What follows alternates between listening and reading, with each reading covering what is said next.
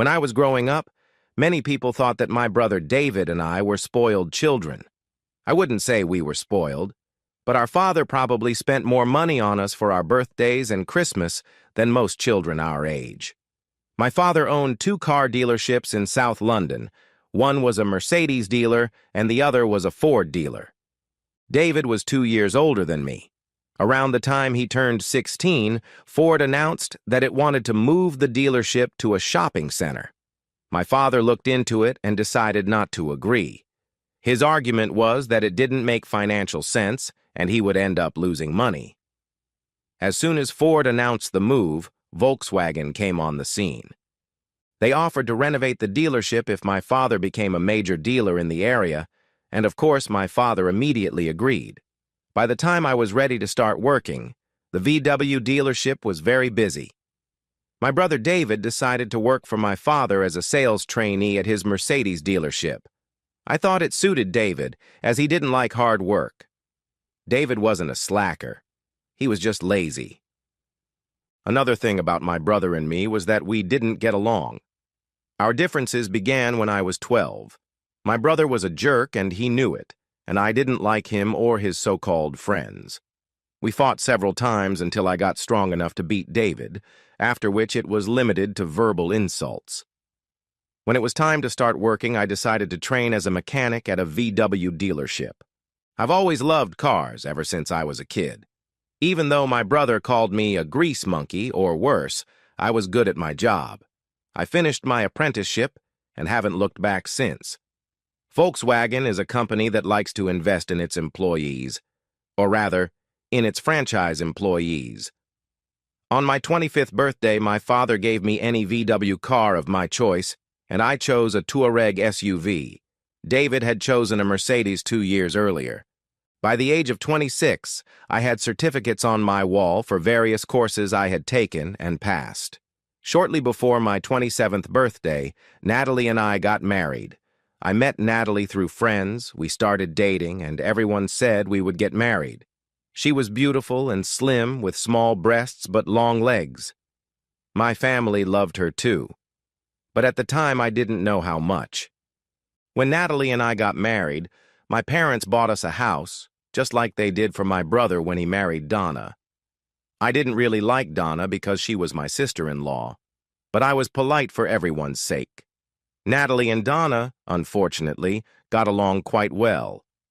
We had been married for just over 3 years when I discovered that my happy life wasn't so happy after all. It was Wednesday morning. I had been given a call to go out to a client. I got the car ready and decided to go home for lunch.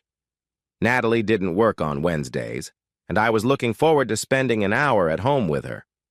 When I pulled up to the house, I saw my father's car in the driveway next to Natalie's and wondered why he was there at that time. As soon as I entered the house, I realized why my father was there. The sounds of sex coming from upstairs were unmistakable. I thought about running upstairs and beating him up, but instead I had a better idea. I quietly went upstairs and through the half-open door saw my wife on all fours, sleeping with my father and my brother David. I took out my phone and took several pictures. If they wanted to ruin my life, I was going to pay them back in kind. I slipped out of the house and drove to my parents' house. My mom was surprised to see me at that hour. She could tell by the look on my face that something was wrong. "Rick, what's wrong?" "You better sit down, Mom." I handed my mom my phone so she could see the photos. "Oh, they seem to be having fun." "Having fun? Mom, I showed you photos of your husband and my brother having fun with my wife. And all you can say is that they look like they're having fun, for God's sake, Mom." "Listen, Rick, it's not what you think. You'd better sit down." Mom gestured to a chair, and I sat down. "Your father and I have an arrangement. Actually, it's more than an arrangement. Your father and I are swingers. We have an open marriage. He dates other women, and I date other men. We kept it a secret from you and your brother when you were little." "Mom, that other woman is my wife, for God's sake." Yes, I know. I'm a little disappointed they didn't talk to you first. Natalie found out we were swingers and wanted to join, and I said they should talk to you first. David and Donna are swingers too. Your father and I have spent some enjoyable days with Donna. I know that for a fact. I can't believe what I'm hearing. You're telling me that everyone in this family is a swinger and no one bothered to mention it to me? God, what kind of twisted family is this? It's not as bad as it seems, Rick. Think about it. You can have sex with both Donna and Natalie. I sat there looking at my mother, feeling anger and disgust at what I was hearing. So how long has my wife been part of your perverted group? Well, she found out about us a month ago, and I told her we needed to talk to you before anything happened. I guess your father and brother couldn't wait. I stood up and headed for the door. Rick, please, let's talk about this, my mom begged. No way, Mom. You know me well enough to know that I won't agree to this. And as for your involvement, all I can say is that you all disgust me. Please, Rick, think about it. Think about Natalie before you make a rash decision. Trust me, Mom, I'm not making any rash decisions. I already know what I'm going to do. Is there anything I can do, Rick? Yes. I'll leave it up to you to tell my so-called father and brother about this. I'm serious, Mom. If any of them come near me, I'll probably beat them half to death. Tell Donna not to waste her time trying to talk to me. All of you stay away from me. Every last one of you. I ran out of the house and slammed the door behind me. When I got back to work, no one said anything, and I stayed an extra hour to finish up a few things. When I got home that evening, Natalie was sitting in the living room, looking like she wanted to talk. I ignored her greeting and headed straight upstairs. Natalie followed me, demanding an explanation. You're leaving, I said, throwing my suitcase on the bed. Pack your things and get out of my house, now, I shouted loudly. Natalie tried to talk to me, but I wasn't going to listen to her. I took the house key from her key ring while she was packing her things, crying the whole time. I hoped she would get out of there quickly. Where am I supposed to go, Rick? That's not my problem, Natalie. Maybe ask my parents to take you in. I'm sure they'll be happy to have their whore living under their roof. Maybe my bastard brother will offer you a room. I don't care. I just want you out of here. About an hour after Natalie left, there was a knock on the door. I opened it and saw David. Rick, we need to talk, he said, stepping toward me. My fist hit him in the face, and David fell on his ass and just stared at me. Blood was flowing from his nose. You may want to talk, but I'm not in the mood to listen. Now do as you're told, you stupid whore, and stay away from me. I slammed the door and took a deep breath. I watched as David staggered to his car and drove away. The home phone and cell phone kept ringing, and eventually I pulled the plug out of the wall and turned off my cell phone. I tried to sleep, but after everything that had happened, it was impossible. The next day, I called work and asked for the day off. Being the boss's son, my manager agreed immediately. I didn't go into details, just said I had personal matters to attend to. The sleepless night gave me time to think, and I knew exactly what I was going to do. Natalie and I had separate bank accounts, so I didn't have to worry about transferring any money. I went to see my old friend Mike. Mike and I went to school together and had been friends ever since. Mike said I could stay in his spare room until I sold the house. It's not for long, Mike. As soon as I get things sorted out, I'll leave.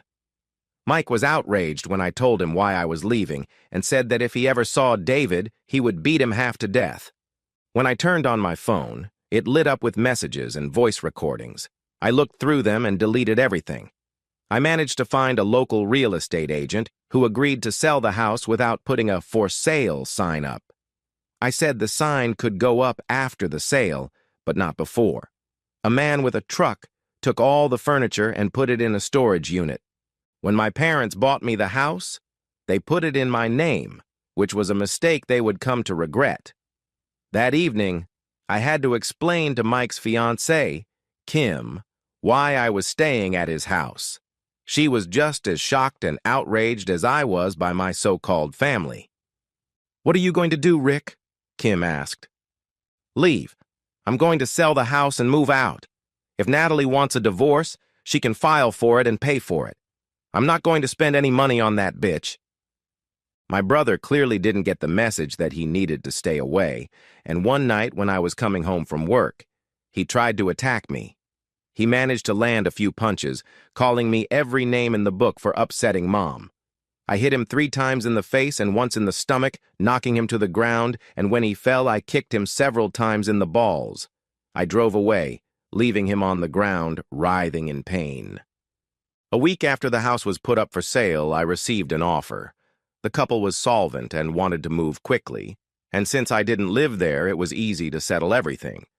I used the services of a lawyer recommended by the realtor. I didn't care. I just wanted to sell the house as quickly as possible. Natalie kept calling and texting me, but I ignored her completely. You would have thought she got the hint. Several times, the CEO passed on a message for me to call my father. I never called him. Several times, I left work by a different route to avoid Natalie.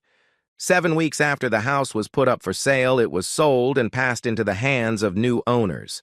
After paying all the fees, I was £450,000 richer. Strangely, no one in my family contacted me directly except for my shitty brother, who was in an even worse position. I sat down and talked to George, the general manager. He was unhappy that I was leaving, but he understood when I briefly explained why. I knew that when I told George that my bastard father would find out, he would be furious, so I didn't tell him until the day I left. When everyone left, I gathered my tools and certificates, which I took off the wall in the reception area. I waited for my father to burst in and tell me I couldn't leave, or spout some other piece of shit wisdom.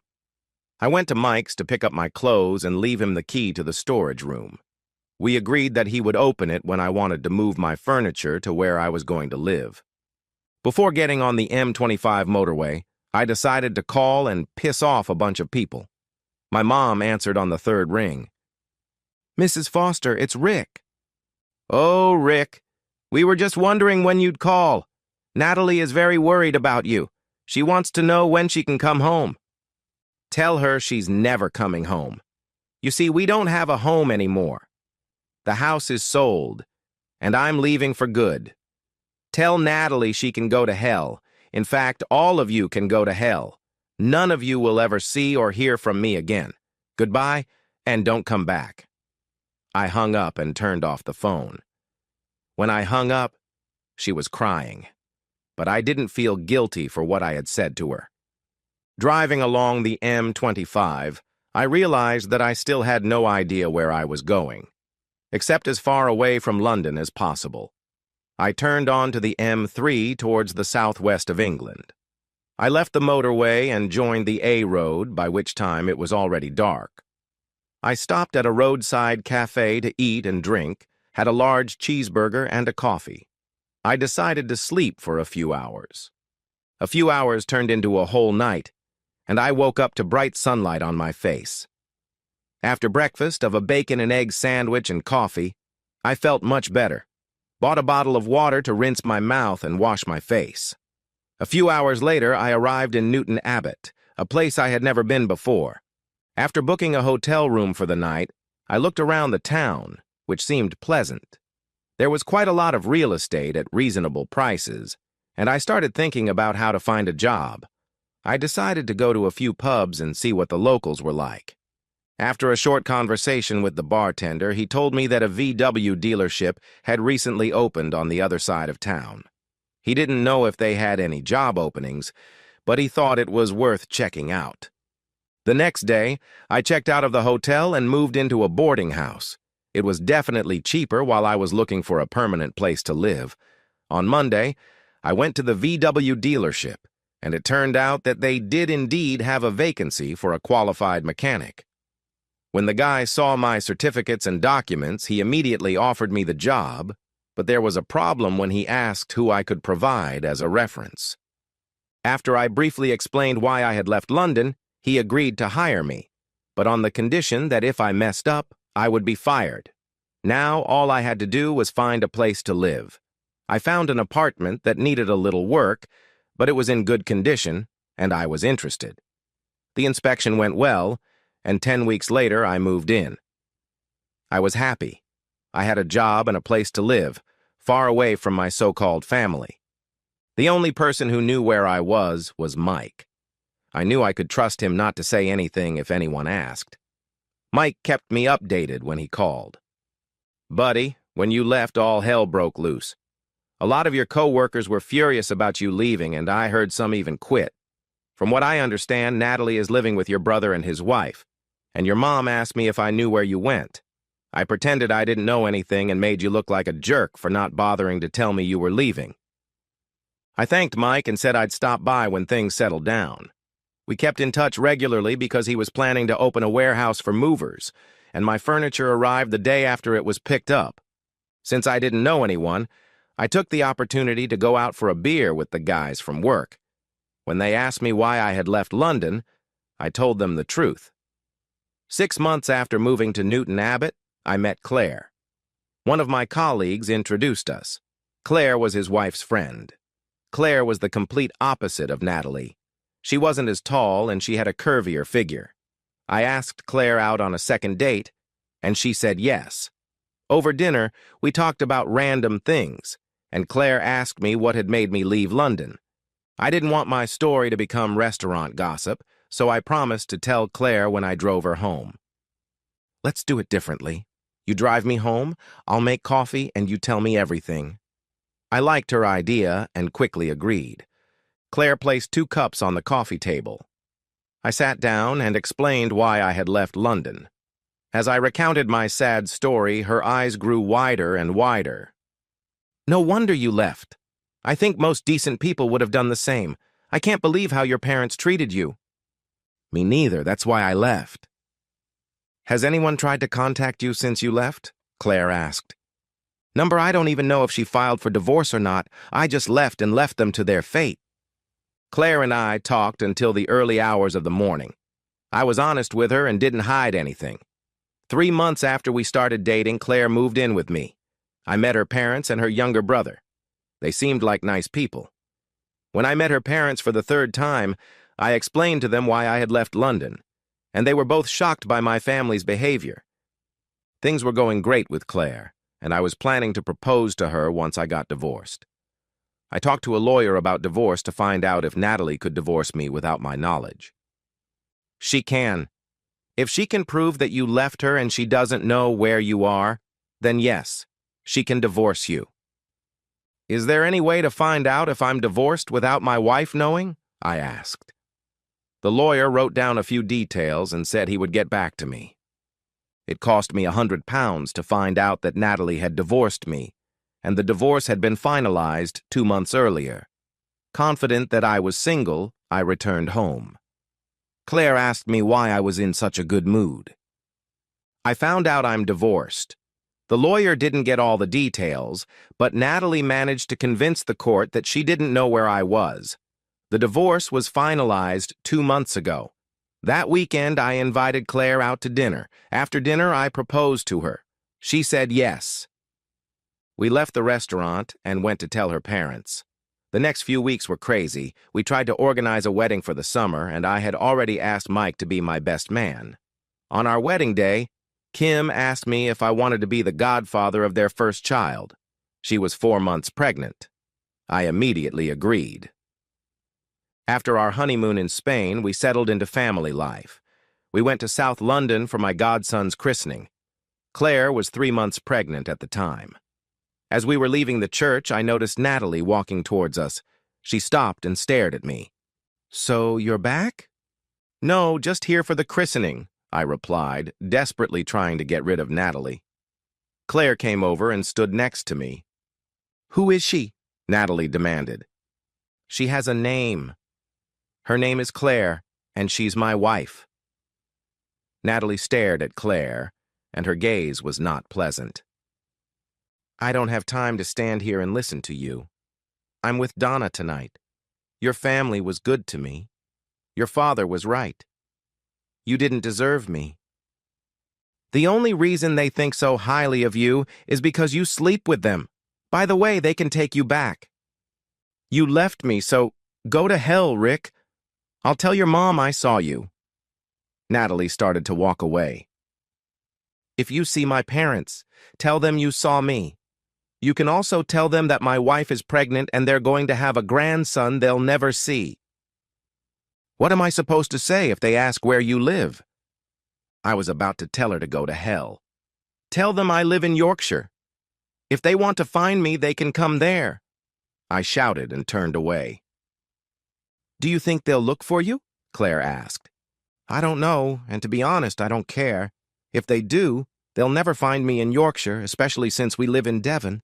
Claire smiled as we walked to the car.